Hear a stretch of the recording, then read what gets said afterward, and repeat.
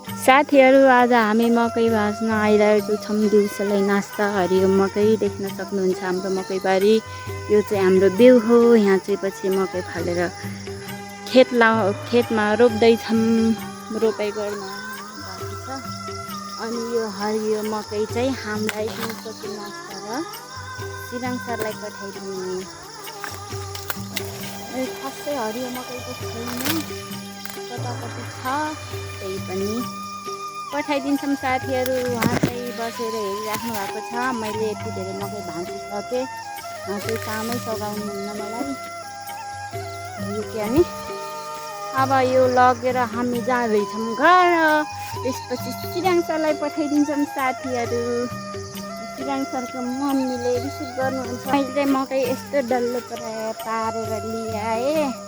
अब यसलाई तल फेरि अलिकति मकैको घाँस काटेछौँ। त्यसलाई अनि फेरि भारी हालिदिन्छु। उहाँले भारी हाल्नु जान्नुहुन्न अरे। भारी हालिदिन्छु। उहाँले फेरि मकैको घाँस बोक्नुहुन्छ।